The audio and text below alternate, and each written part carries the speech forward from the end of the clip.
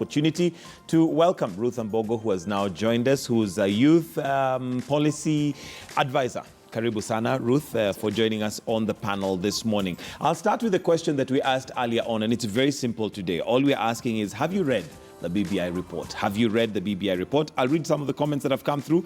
Henry Towet says, I will not read it because it has nothing towards my success. It has nothing on joblessness. Okay, etc. Exactly. Without having read it. We have Jessica who says, I will not waste my time reading that report. It is all meant for building politicians and nothing to do with me. Again, the question would be, how do they know? And the comments continue. Ruth, let me start with you. Have you read the report? I have read the Are you in the process of reading? Report. You've read it. There are 156 pages, including footnotes and the glossary bit. Yes, and I noticed that one of my organization, the group that we formulated that went before the task force to present our views was actually mentioned as one of the groups that made the presentation.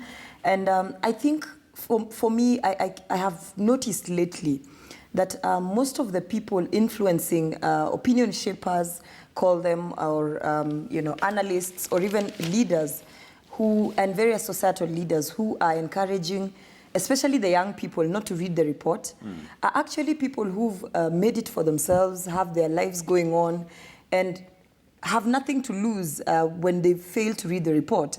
And you see, unfortunately, encouraging, especially the young people, not to read the report is first and foremost pushing the youth to the corner where we have, it's basically stamping the narrative that first and foremost, the young people are never interested in anything that is happening in the country. But looking at even the results we have here, Ruth, it looks like they don't even need to be convinced not to read. And that's the thing. You know, that is the thing, because what happens is the highest form of ignorance is rejecting or opposing what you know nothing about. That is the highest form of ignorance. You know, it would be one thing to say that I have read the report and I don't see anything in it for me. Because I saw a wave of young people on my social media account the moment the report came out saying that, oh, this was a waste of taxpayers' money. I do not even want to read it because I already have the assumption that the interests of the youth will not be there. And I remember the week before the report was launched, I was on one radio station, and one of the leaders, a former member of parliament, actually told me, we'll come back here next week and I can guarantee you for sure even the word youth will not be in that report. And I told him we can bet on it. And the next week when the report came out, I actually came with the entire report and told him, look, my friend, there's all these sections about the young people. And one thing that the youth need to realize is that we are not saying that, this is not a perfect report. And I keep telling the young people that for the first time in the history of reports, and for the first time in history of reports and recommendations in this country, BBI is one of those few reports that have actually substantively spoken about the young people. What is in there might not be conclusive in terms of addressing all the issues affecting the young people, but there is need to look at it and ask ourselves what has been included in the same. Because I usually say that various factions of the society have read the report and have seen what the report has guaranteed to them. Women have read the report and have actually acknowledged that the report is saying if there be a male governor, there should be a female governor. Yes, they criticize and they say that they would have wanted to see the report pronounce itself on how the two-third gender principle is going to be accomplished, but they say and acknowledge that at least we have, we have the deputy governor position for us in case there's going to be a male governor and vice versa. Now, the youth need to read the report and realize that first and foremost, the report is recommending that, first of all, there is going to be a reduction of taxes generally for ease of doing business. Maybe just to summarize, second, you've read the report. Yes. And what is your take on it on a scale of 1 to 10? Is it a good report? 10 being good, 1 being poor? You'll be boxing me in a position, but what I'd say is that in that report there is a lot. There's a lot of good things, especially for the young people. But then again, I don't conclude and say that that is it for the youth. All I say is that the youth need to read it and understand what is in it for us, which for me, in my view, is actually going to push and help the young people do business, and accomplish what they need to accomplish in terms of getting financial independence in the future if they're doing business. Okay. But then again, I'm also saying that the report has not entirely captured what the youth would have wanted. For example, when we are talking about inclusivity, when we keep saying that all appointments, from the top to the bottom, need to reflect the face of Kenya, the question the young people should be asking our leaders is, what is the face of Kenya? When you reduce the face of Kenya to mean tribal inclusion, then you automatically exclude a huge percentage of Kenyans who are the young people. So as we are talking about inclusivity in terms of tribal representation at appointments, can we also mention youth as one of the group that needs to be included? Because we see religious groups, just allow me to say, we see religious, we always, anytime inclusivity, no, let me just finish. Anytime inclusivity is mentioned in this report, they keep talking about religious inclusivity, have religious groups, have gender, have, women, have marginalized groups, but I don't see the mention of youth, meaning at the top you will have a balance in terms of tribal appointments. You will have all the tribes represented at the top, but they will still all be the older people and you will not have representation of the young people. All right, let me come to you, Philip. You've read, I hope, have you read the report? I've read it. You've read the report. Yes. What is your initial feeling about the report? Of course, I would not imagine it's perfect and it would encompass everything, but what's your take on it? I would give it a 3. A 3 out of 10. Yes. 3 being poor and 10 out being good. Yes, I'd give it a 3 out of 10. That is 30%. That's a total fail. Yeah, it is. When these people are going around the country, they are telling us they have the solution to our problems. We know what our problems are. We know why we go to war every election year. We know that corruption is what has brought this country down to its knees. We know that inclusivity is an issue, as she's clearly stating. But what does this report say about those major issues? Forget the small things like tax exemptions for the youth. Those are no-brainers. Those are policy issues that are there that should be generated by the departments, that have been generated by ministries, that are there on paper but have never been implemented. Much of this report can be achieved through legislation like Ruto and his team are saying. In fact, compared to Punguza Mzigo, this really is a big letdown. For me, though, the key sticking issues are inclusivity and ethnic antagonism, which is what will take us to war. Mm-hmm. If you look at what Ruto and his team are playing at right now, is that Uhuru should lead this country for 10 years, then he should lead it for 10 years, but his deputy should be from Uhuru's community. Then once Ruto is done with these 10 years, Uhuru's community should take over again, and Ruto's community should be the vice president. If we perpetuate that, I can tell you in another 20 years, we won't have a country. What are we saying about that in the BBI? As much as I wouldn't agitate for creation of more posts, one of the key problems to me was the imperial presidency.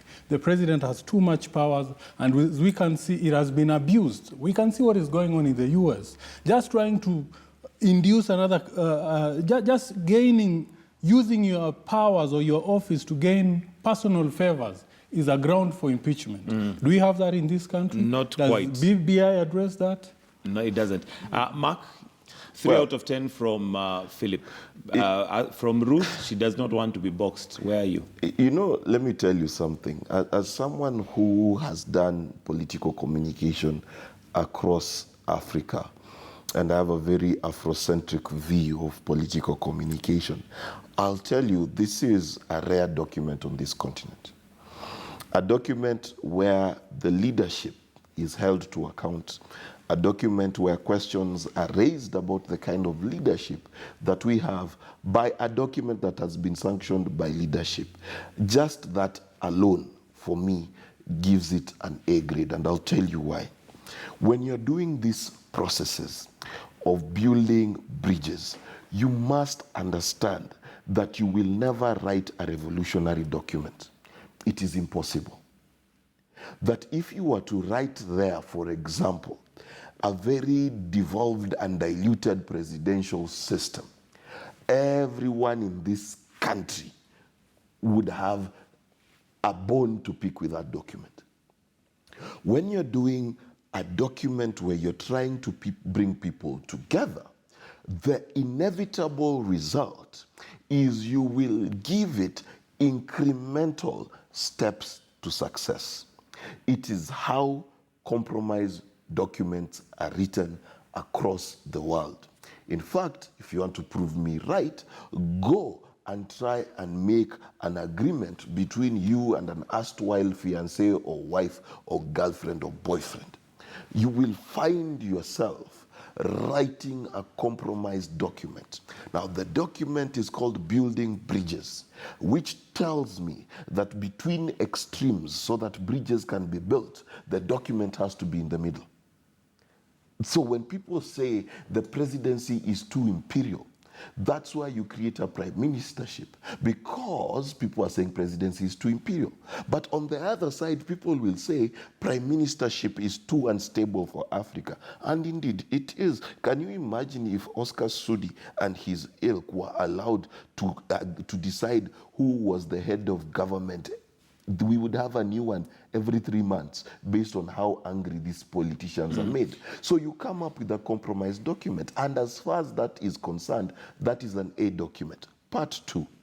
One of the things that people don't realize about changing anything is you must always come to the point where you agree and say, this is where we have a problem. It does not mean that you did not know the problems before. It is a lazy argument to say that we knew our problems were ethnic antagonism. But because we knew, had we dealt with it? No. And how do you deal with issues? Even when you go to a counselor, the first thing that you must be able to do, even as a person, forget about two people, you must be able to identify and say that, yes, I have a problem with alcohol. Can you help me? And that's step number one we must do as a country. Right, we must come to the point of saying, listen, you know what? We have a new constitution. We have a country that's 55 plus years old. And you know what? We have failed. That is the first step towards redeeming a nation. True. And then, and I want to pause you a little bit there, because fine, you've given the BBI report and what the task force came up with an A. But question is, it highlights some of the issues that we have. Yes. What's the difference between that and what was highlighted in the Ndungu report? And that's what was highlighted in the Kriegler report? What was highlighted in, and what will make this magic document now turn the wheel of change for Kenya? It is not the document, and that's why everyone is missing it. It's called the Building Bridges Initiative. It is an initiative. It is not a report. If you were to reduce it to a report, then you are right. Let's talk about the Ndungu report. Let's talk about the TJRC report. But I'll tell you one thing that makes this report and this initiative significant. This is a peacetime document. It is a document that is written at a time where Magal and Bichachi are not fighting on the basis of our last names. It is written at a time where we are not under pressure because elections are in 2 days. And that's what makes it different. Okay. Number two, what also makes it different is that the people who initiated it when it was absolutely optional. Let me tell you something. Indeed, it is true that some of the changes proposed there could be changes that are made on policy level. As a basic example, the person who has the executive power and the power of the pen to make those policy decisions is Uhuru Kenyatta. Now, you want to tell me that he did not think for 1 second that he can make his Minister of Health go to Kenyatta Hospital when she does not have blood? Of course, that is very obvious. But trust me, as head of state and symbol of national unity, he is tasked with the role of carrying all of us along in making those decisions. I want to pause you there. I want to bring in Philip. Go on. Bichachi is scaring me. He's starting to sound more and more like Musalia Mudavadi. The king of... Is that a scary thing? Is that a bad thing? Is that a bad thing? I would rather you call me a chicken. Please withdraw. That is a serious insult. No character assassination. No, please withdraw. Musalia Mudavadi is not here to defend himself. It is not meant to be a compliment, by the way. Exactly. You're saying it's a bad abuse. Compromise, when you compromise, you come across as unprincipled. You know, we are Kenyan. If you go to a barber and he shaves you badly and you go look yourself in the mirror, don't start saying, you know, it's a compromise. This is a compromise. I should take it. He could have done it really well. He didn't do it well. So that's shaving. I'll buy it as a compromise. Philip, are you then suggesting that we should have a perfect document? We should have gone to an extreme. We should be candid with ourselves. We should have faced the issues head on. Why did we almost go to war in 2007? Why did we almost go to war in 2017? And that was the basis of the handshake. That was what gave birth to the BBI. Forget these other things about health, about youth, about... The issue was, why did we almost go to war in But we've 2017? talked And about- how can we avert that But the come BBI talks 2022? about the electoral And system. you know, It talks about the electoral The system. It electoral talks- system, like I've said, we have an independent commission that was established purely after a very rigorous process of constitution making and set up as an independent organ. But then, I mean, why do we need again to relook at it? We know it's not the problem. It is because of an imperial president who can be able... Ruth, Let me just we're finish losing it. the plot here in the sense that the handshake was brought about for a certain reason. And yes, Yeah. there are other things that, of Yeah, course, need to yeah. be dealt with. But Yeah. what's the key thing that we should concentrate and never lose sight of, especially as we're discussing this? I think what we should never lose sight of is the fact that what actually concerns the common Kenyan is not necessarily, and this is not to disparage those who think that our biggest concern is the prime minister position and the kind of presidency that we have.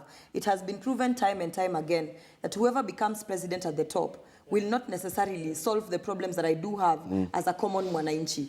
And in fact, in that particular report, one of the things that was highlighted, there was a whole statement that said, much as Kenyans are concerned about the system of governance, the biggest, greatest concern of Kenyans is the fact that the economy is doing badly, there are no jobs, and as a result, Kenyans are unable to take care of their basic and daily needs. And this threatens the unity and the prosperity and peace of this particular country. When Philip Magal asks what made us almost go to war in 2007, one of the answers to that question is the fact that who were the major players in the 2007 post-election violence? Young people who had no jobs, young people who were idle, who were paid very little money and given machetes and told, go and fight your neighbor. Had these young people had jobs, had these young people had businesses, had they had businesses where they were fully engaged with their minds, fully engaged, trust me, nobody would close down shop to take little money from politicians to go and fight. If you resolve the economic problems of this particular country, there's so much that you can avert. Nobody will care about who becomes president because at the end of the day, they know that whoever becomes president and whoever becomes prime minister does not determine whether I will get food to my table. The biggest challenge that we do have as a country is we have boxed ourselves to the mindset you don't that, know, listen, you don't need the we have BBI boxed for the ourselves economy. to the mindset that whoever becomes the leader, whoever is appointed in a particular ministry, if that person is my person, then we are going to have development. However, imagine if the problems of the common mwananchi were resolved, where would we be? And what is the difference? And what is the difference? And what is the difference We do not need between? the Let me BBI finish. for the And what economy. is the difference between the BBI report and all those other reports? All those other reports were issue specific, and the kind of issues they were trying to address, for example, Dungu land report was all about issues about land. Some of them were about historical injustices. Some of them were about exactly, specifically the 2007 elections. But then now we are talking about building bridges initiative. We are trying to find what has been causing us to fight as a country, what has been causing disunity amongst us. And we've discovered, and remember, this is not a report of 14 people who came down and you know, and I really don't like it when people say, oh, you know, we should have, this report should have told us. What report?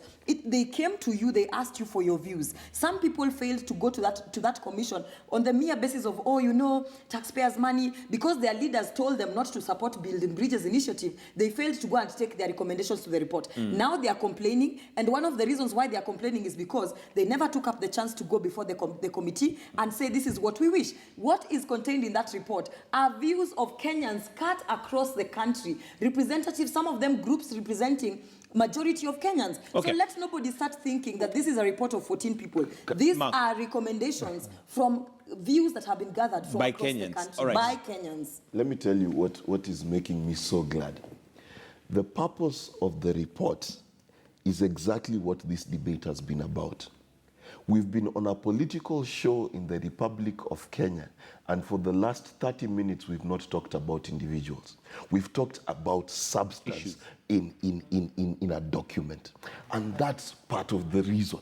You see, you need to understand that this action of nation building is not always conscious. You've got to sometimes appeal to the subconscious of people. And even the people who are saying that document does not have answers for me, then they are forced to ask themselves the question, then which document does? And question again, what should have been included so that it has answers for me? And that's the important conversation. And when you're building a nation, and I will inform Magal and the rest of the country at large, let me tell you, it is not enough, my friends, to do things at a policy level. Because we've learned something in this country, that you come up with a policy as CS education today, tomorrow you are replaced, and the other person sleeps and dreams and wakes up and thinks, no, that policy is not right, we are going to paint every bus yellow. Come on.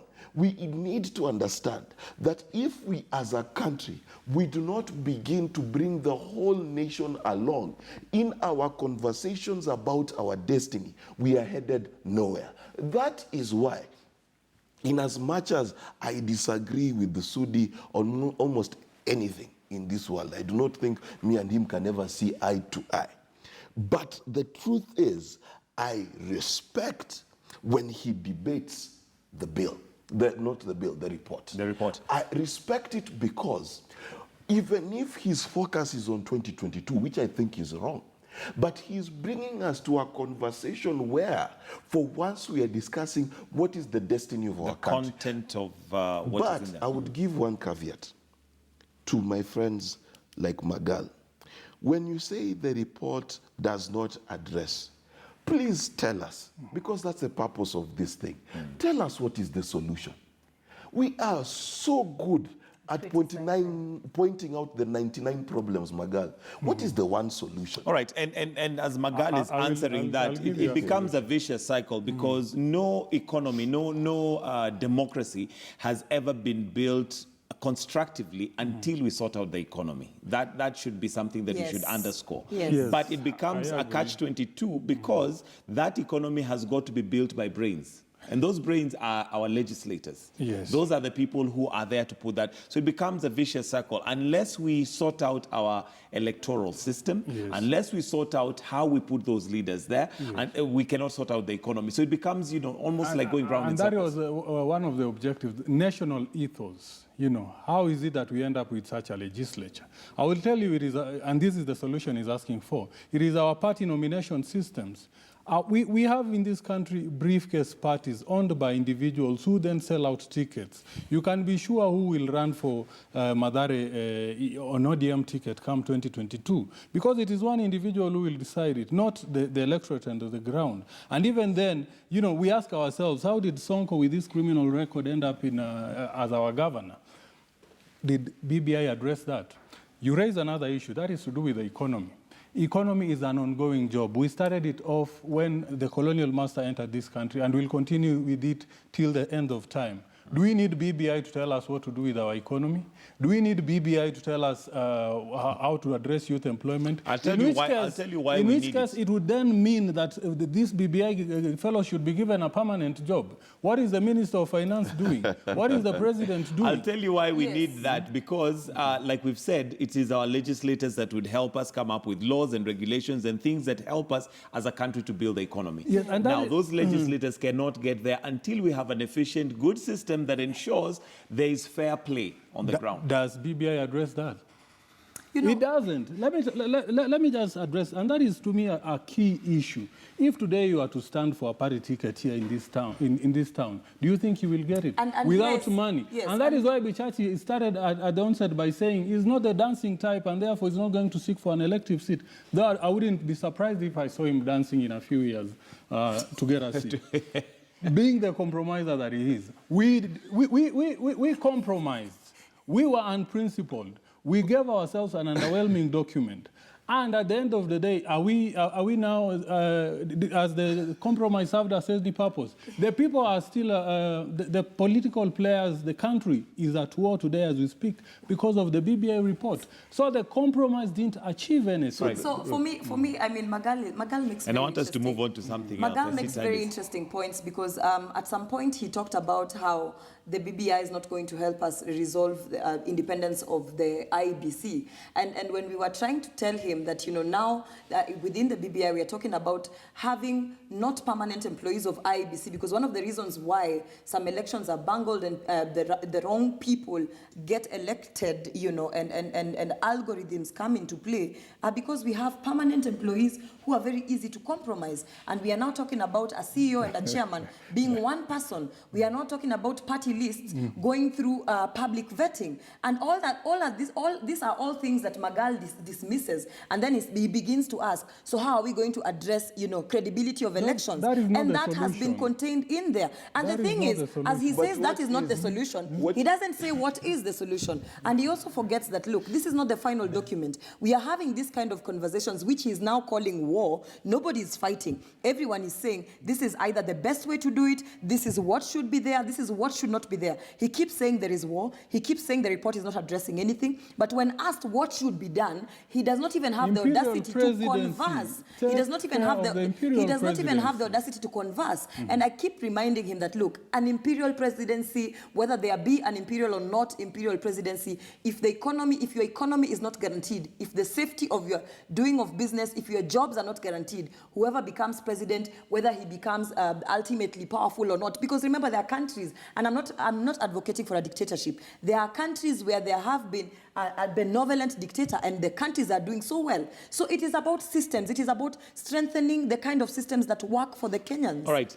Well, let me just tell Magal, when I said offer Kenyan solutions, I didn't think insulting me was part of the solution. Have I? You called me a compromiser. No, but you said that you accepted that the document is compromised. Maybe that's where it was coming from. That's where it was coming from. What if you go to the dictionary or a thesaurus and you look for synonyms and words that mean building bridges, it is called compromising.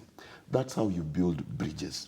You build bridges when I have a stance that this thing should be red and you think something should be yellow. We come up with a compromise color, and that's how you build bridges. It is in the very definition of a thing. It does not mean I have compromised standards. Please do not confuse the two. Because if you are going to come up with a document that brings peace, you've got to come up with a document that's in the middle. That's how it's done. There's no other way to do it. But on top of that, let's not lose focus here. The building bridges is an initiative. It is not a report. And the reason why the conversations must continue, the reasons why shows like this are important, so that those people who are not reading it can actually be told, you know what, who are saying there is nothing in it for you, guess what, if you're below the age of 26, most likely if we agree on BBI, you will have to volunteer for a year. So please read it, otherwise you'll become a volunteer. You understand if you don't want to. So those are the things that we must discuss. And let me tell you, one thing that I'm thanking God for every day is that for once this country is forced to discuss issues and not discuss about individuals. Kumi tena, sijui kumira, sijui tibim, tialala. That is a blessing in and of itself. And we hope that we maintain that momentum, because what I'm about to ask now, maybe as we wind up on the BBI report, is the president was very angry on Wednesday in Kiambu, and he threatened once again and said that come January, those who are not, in support of the initiative, not the report, are going to be in trouble. Philip, does he have a valid point? I suspect, there was a delay in the handover of this BBI report. I believe that it had radical ideas that our current situation called for, but that in that 1 month of delay, there is a possibility that it was mutilated to accommodate certain interests and try to appease certain quarters. And the president therefore is so angry that even after the compromise, the unprincipled compromise, in the hope that it will cool tempers, It hasn't. And now that makes him mad. And that is why I'm saying this report is counterproductive. All right, Ruth, do you think he has a valid point in getting angry and saying people need to toe the line? At least give Kenyans time to read, although from what we've checked, they still have not read. Well, I think he has a point in the sense that, Kenyans need to have their time to read. Kenyans need to access the document. And to certain quarters, Kenyans even need sort of like a reduced document into the simple language that would be understandable to people.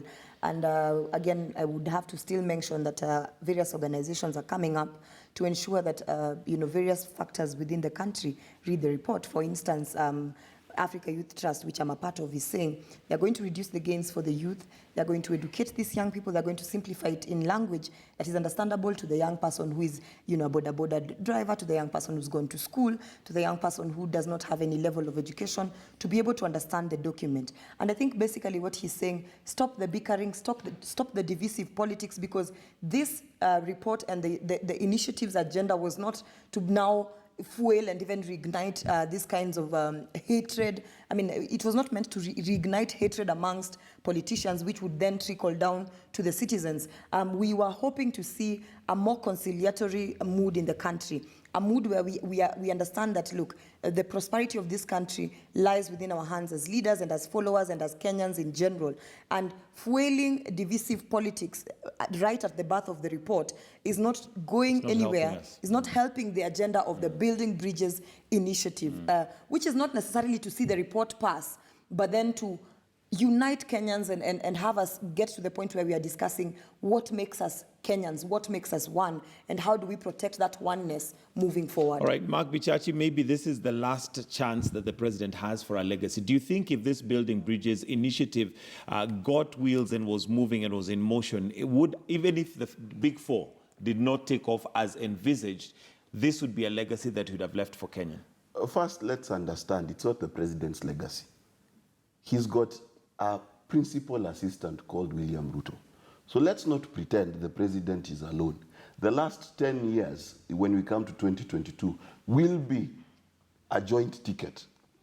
So this idea that we separate Uhuru's legacy from William Ruto... The reason why we say Uhuru's legacy is because he is the CEO. No, but at the end of the day, he is at the top. But our constitution envisions, just the same way I do not remove Mudavadi from the legacy of both Daniel Toroitich Arap Moi and Kibaki. I do not remove him because he was part of it. You understand? It's like saying the legacy of football, I don't know footballers, but the legacy of Mourinho is just Mourinho. No, his footballers are part of that legacy. Let's not pretend that Parliament is not part of this legacy. It is a team. And this is the kind of language that we think that the president is out there by himself building or not building a legacy. That said, two, I honestly believe that the Building Bridges initiative should not be a legacy project.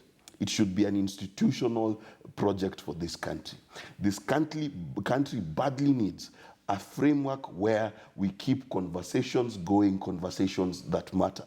Because if we leave it to our politicians, I am telling you, we will tanga and kieleweke until there is no country left. We need institutions that give us what I call thought leadership. Let's think about these things. Let's question things. That's what needs to happen. Is the president justified in being angry? Of course he is. Of course he is. Because the day Bomas was done, all of Tanga was, oh my goodness, that's such a beautiful document. We love the document. Now slowly, they don't love the document. But there's no reason why they don't love the document, by the way. They can't state. They cannot say, we don't like this reducing taxes thing. They cannot say, we don't like... They don't have a point. They disagree with it because, in Kenya, there are people who just like to oppose.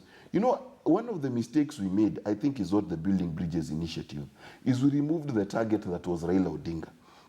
There were people who had a career, who woke up every day, and their first order of business after breakfast is what new insult do I have for Raila Odinga? And once Raila Odinga was no longer a target, they needed to find a way. Because there are people, let me tell you, there are people who are so negative, my friend. There are people who are so negative in this country. All right. If you take their picture using your iPhone, it will come out negative.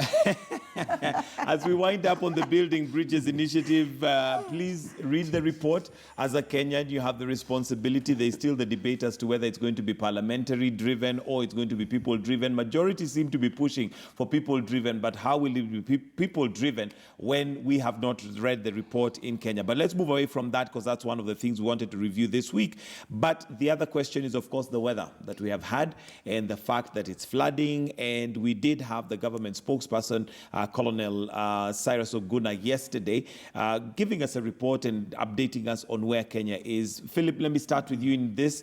And are you satisfied with what the government has done so far in preparation? The weatherman, to be fair to them, had already given us a prediction and are still predicting that the rains may continue for a few days. But we always seem to be caught flat-footed.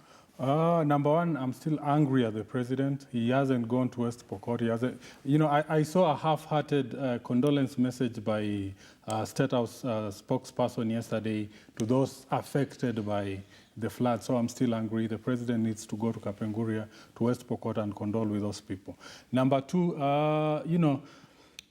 what happened to the hali ya hewa section? Utabiri wa hali ya hewa. Yeah, on our TV. I need to know it will rain in the morning. Yeah. I need Guata Francis there sticking... Well, just for the records, we did have the weather forecast this morning, so... I need somebody sticking clouds and sunshine and, so that it can sink in that it's going to rain. I get rained on every day. And I think, and then thirdly, I think fundamentally our seasons have changed. And that is why and that is why I don't agree with you when you say the weatherman has done a good job. We need to know that our long rain seasons no longer fall between April and August, and that the short rainfall season no longer falls between September and November. You can see it's raining and it's December and it's raining heavily. Has it fundamentally changed? And if so, how? So that we can be able to plan. If it is raining now and I'm supposed to be planting my maize, yet I can't because I think it is short rains, and then it comes to April and the rains are no longer there and I can't plant, or I plant and I cannot harvest because of drought, our weatherman needs to pull up his socks and tell us, due to global warming or due to shifts in whatever it is, our seasons have changed or have dramatically changed, and we need to plan differently. Maybe to be fair to the weatherman, they also don't know global warming is something that is, it's revolutionary, it's changing. Nobody seems to have their thumb on it apart from Donald Trump, who says it's fake. I don't think. I think we at the level of technological advancement that we currently are in, you can be able to accurately predict that it will rain today at 2, and that therefore we should be able to say that in the months of April to August we are going to receive. We are in the 21st century. Let me help Magal. Let me help Magal. Please do not tread where angels fear to tread, my friend. Let me tell you. If the man has been on the moon, you can be able to tell. The host of the show has just helped you. Even the most advanced scientists at NASA who study weather patterns at the Met in the United States, which is one of the best funded meteorological departments in the world, they will tell you that global warming is changing weather patterns so significantly that we are going to live in unpredictable weather patterns for a while. There's a big difference between being able to predict whether it will rain in the afternoon, which is easy, or whether it will rain next year, same time. It's a very different ball game, and the math and the science is not in yet. If you look at the most latest report on the state of global warming, we are told that unless we start reversing the carbon emissions and begin to do something seriously and double the efforts that we're doing now, by 2030 the damage to the planet will be irreversible. So you need to read these things to understand where we are. But the biggest problem where we are in Kenya is that it is flooding outside in the drainage and the taps are dry. Now that's the miracle of Nairobi. And that's really the biggest issue. Are we able to harvest this water? Flooding, I don't blame the government. To be honest with you, places like Kamulu, just how it is and how the terrain is, it is going to flood. It has happened before. I think there needs to be better disaster preparedness. But the one thing that I cannot forgive Sonko, I cannot forgive the national government on, is I can promise you today, Some of the taps in Nairobi, when you open them, are dry. And will continue to be dry. Yes. Is full? And in January and February, when everything is flooding, please note that our dams are never full as far as our water companies are concerned and electricity is concerned. If you look at the fuel bill on your bill for electricity, you'll still be there because they'll still be using fuel, and they will say, oh, we can't produce enough hydropower because the dams are not full. Somehow, rain in Kenya knows how to miss dams. It is get into our houses. Yes. Yeah, I think for me, the bigger discussion is do we just think about disaster preparedness in terms of when the disaster comes, or is it way before the disaster comes? And also the question of corruption comes in the sense that there are some places that I am sure money had been allocated, for example, for the building of bridges, and I'm not talking about building bridges initiative. I'm talking about areas, slum areas such as Kibra, where you have small bridges that had been built by money that probably had been allocated to the building of proper structures. I mean, money that would probably had been squandered, and now kids cannot be able to pass over bridges, or the bridges are now collapsing because of poor quality work. And this also comes in the sense when we are talking about drainage in Nairobi. Some of these areas that are flooding could simply be resolved by building of proper drainage systems. And proper drainage systems are not supposed to be built when we are anticipating rain. These are things that should have been there from the time you're planning to build estates, from the time you are allocating land for the building of certain high-rise buildings. These are things that should be placed into consideration. When people are seeking permits to build high-rise buildings in Nairobi or in certain parts of the country, do they ever consider planning in terms of, if it rains, where will water pass? You know, if it rains, do we have outlets for water? Another question for me is, parts of the country that are continuously struck by disaster, for example, Turkana. When it is not raining, Turkana is always complaining about lacking food. When it is raining, Turkana is always complaining about houses being swept away, buildings being swept away, people dying because water has, there's a lot of floods, and literally everything going to havoc. Do we ever think that when it is not raining, can we train these people to build things such as, for example, gabions? Do we ever think that when these people are complaining, when people in parts such as Turkana and other areas that are affected by drought, do we ever think that as we are donating food to them, can we give them storage tanks, 10-liter storage tanks for every family, and also train them on how to, come up with proper agricultural land? Because I remember my grandma keeps telling me, my grandma back in Western always tells me that when she was younger, they would train farmers on how to build gabions, they would train them on how to prevent soil erosion, and this would be done when it is not raining, so that when it rains, your soil is not swept away, and some water is retained by the soil for you to be able to plant once the rains come to a stop. Who is in the agriculture department, and what plans are they coming up with other than food security when there is no food? Do we have long-term plans? Who are our policy makers when it comes to things such as food security? Because now this is where that kind of conversation comes in. I am very worried when I look at Turkana hitting the headlines right now, that there is massive water flowing and sweeping away homes. And again, I will be saddened that a few months from now, we'll be calling for Kenyans for Kenya to go and donate food to Absolutely. Turkana. Philip, what Ruth is talking about is planning. Even the good book does tell us that any workman that embarks on building a building without, counting the cost is not a wise person. What is wrong with our planning? Because even the floods that we have now, it's too late for us to harvest if we had not planned for them earlier. Exactly. We should already have, had tanks or catchment areas or a way of channeling this water. So if we're thinking about it now, it's too late. It is. But we have a problem with planning. How do we sort that out? Of course, it's leadership. At the end of the day, it's leadership. I'm asking myself, like she's asking herself, what has Nanok done to prepare himself for these blessings in the form of rain? Yeah. What has Sonko done to prepare Nairobi residents for this blessing, which would otherwise turn into a curse? Sonko rescued him. Which pumps water out of, hospitals? Which supplies water to the slum areas? Why should he have to do that if he can harness this water and, supply it to us through pipes? That is a no-brainer. Right now, the focus should be on the Ministry of Agriculture, and I'm saying this so that they can plan. Maize crop is in the field. It is ready for harvesting, it is dry, but it's being rained on. Have they put measures in place to help farmers harvest and dry their maize?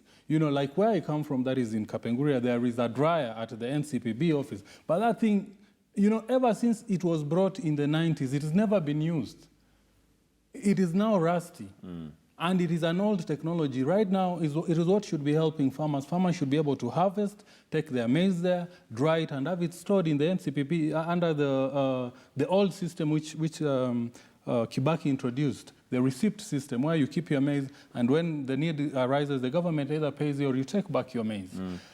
Where is the Ministry of Agriculture? I've seen some young men trending, asking Kiunjuri, you know, what are you doing? What have you planned now that it's raining? I'm sure there is nothing. And it is the same with the devolved system. It is the same with other ministries concerned, health. You know, we know that there is going to be a cholera outbreak anytime, cholera typhoid outbreak anytime now. Are they prepared for it? Or are we waiting till the disaster has struck for us to...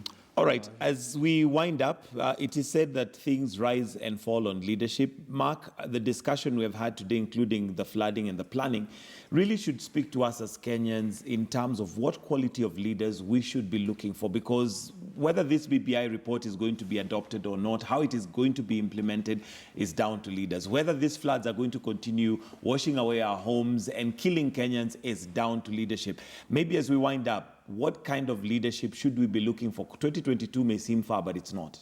Let me tell you, in as far as leadership goes, the one thing that Kenya needs is revolutionary leadership. Now there, we don't need leaders who compromise. We need leaders who can say that Aror Dam should have been built. You know, we are talking about a dam that should have been complete by now. Itare Dam should have been complete by now. So we need leaders who are revolutionary. In fact, if I was to give people a description, because people are visual, then we need a Kagame in every position of leadership in this country, political and apolitical. And what's Kagame's quality? Kagame's quality is very simple. Number one, he says he does. Number two, he does not tolerate corruption at all. Number three, he embraces innovation and changes quickly.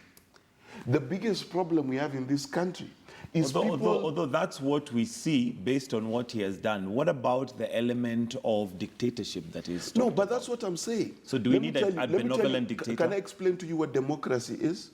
Democracy is this. You campaign for 6 months.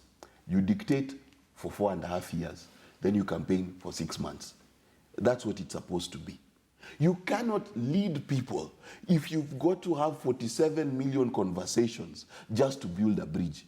It cannot work. Okay. The reason why the power is vested on the people but delegated to their elected leaders is so that elected leaders can make decisions and move this country forward. We cannot live in forever conversations. Okay. What we need is very simple. If there is an MCA and he's been allocated whichever funds by his county government, his campaign pledge when he was having conversations with people about what he will do is what he should execute. What are you doing public participation for? You've campaigned, you voted for me to build a bridge here. Now I come and do public participation to build a bridge. No. Let me tell you what should begin to happen in this country. Let's build bridges, take us to court later. Because what is happening in this country, there are roads that have stopped because someone does not like it. It should turn right instead of turning left. But we've become a legalistic country, and exactly. The law must take place. I'll give you the last chance for your closing comments. Yes. Philip, your closing remarks. We should put our money where our mouth is. You know, Kiunjuri is going around the country saying that other CS, Matiang'i, is engaging in politics. Yet he is engaging in politics. Half the government is roaming the country talking about BBI instead of working for us. But ultimately, I do blame the electorate. I do blame the common mwananchi. I do blame our national ethos. You know, nobody forced the people of Uasin Gishu to vote in Sudi. Nobody forced the people of Kiambu and Nairobi to vote in their respective leaders. So at the end of the day, as you wallow in your misery, look yourself in the mirror. That is the person you should be. That's the bed you made, just lie on it. Yeah. Before I give my closing remarks, just allow me to send my condolences to a friend who has lost a grandma who raised him up, Anyama Wanyama, back from my village. And why I bring this up is because I too was raised by my grandma. and there is need to acknowledge the role that our grandmothers have played in nurturing children. And as I come to the kind of leader we need, we as a country need courageous leaders as young as Ocasio-Cortez from the United States, a young woman who, rising from being a bartender, had the privilege of engaging with the people and knew what the people wanted. So we need leaders who are in touch with what is happening in the society, regardless of whatever age they are. And the society needs to begin to appreciate that, it is all about what vision, what do you envision for your people? Do you understand your people? Are you in touch with the concerns of the Mwananchi? And are you willing to listen to them and know what kind of direction they wish to take? Courageous leaders who would stand up to the president, regardless of how mighty and powerful he is regarded, and tell him to his face that Mr. President or Madam President, because we envision a female president at some point and see whether things will be different, that Mr. President or Madam President, here you are wrong, and we wish to see things done differently in this particular way. We wish to have leadership that does not wait to react when things happen, but a leadership that takes charge and seeks to prevent the inevitable from happening by doing things correctly before the time comes. So for me, my urge to the Kenyans is that we need to change our lens as to how we look at our leadership. We have had opportunity to elect young visionary leaders, but we have had the mentality and wrongful mentality that, the youth cannot lead. And for me, I call upon the leaders to remember that, 2 years from now, when we shall go to the ballot, remember that if Ruth Ambogo comes and stands and says, look, she wants to run for MP or women representative and has a brighter agenda or a better agenda as opposed to that person who has been in leadership for years on end without delivering anything, let us remember that, the quality of the leadership we have in a way determines where we shall end up. And if the kind of quality we are looking for can be found in a young man or woman, let's give it to them. Thank you very much, ladies and gentlemen. We'll have to wind up right there. That's Ruth Ambogo, who's a youth policy advisor, Mark Bichachi, communication consultant, and Philip Magal, who is a lawyer.